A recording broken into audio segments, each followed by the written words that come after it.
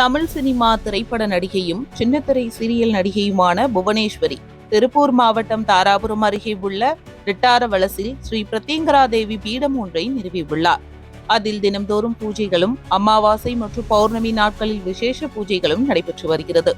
இதுகுறித்து நடிகை புவனேஸ்வரி கூறும்போது, எனது பூர்வீகம் திருநெல்வேலி மாவட்டம் சங்கரன் கோவில் ஆகும். நான் பல்வேறு தமிழ் சினிமா படங்கள் மற்றும் ஏராளமான சின்னத்திரை சீரியல்களில் முக்கிய கதாபாத்திரங்களில் நடித்துள்ளேன். இந்த நிலையில் எனக்கு கடந்த சில மாதங்களுக்கு முன்பு ஆன்மீக ஈடுபாடு ஏற்பட்டது. அதனைத் தொடர்ந்து நான் தீவிர ஆன்மீக பணியில் ஈடுபட்டு இருந்தேன். இந்நிலையில் கடந்த சில மாதங்களுக்கு முன்பு எனது கனவில் பிரத்யங்கரா அம்மன் தோன்றி ஒரு இடத்தை குறிப்பிட்டது. நானும் அந்த இடத்தை தேடி அலைந்தேன்.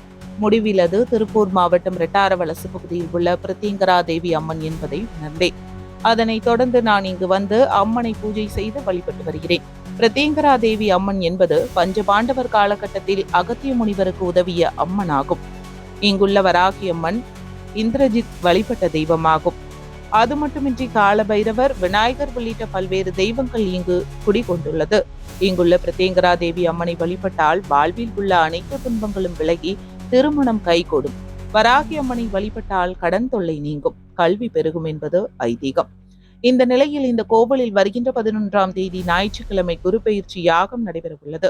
அதில் அனைத்து ராசியினரும் கலந்து கொண்டு தோஷ நிவர்த்தி செய்து கொள்ளலாம்.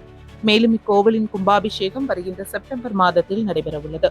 அதற்கான ஏற்பாடுகள் தீவிரமாக நடைபெற்று வருகிறது என புவனேஸ்வரி தெரிவித்தார்.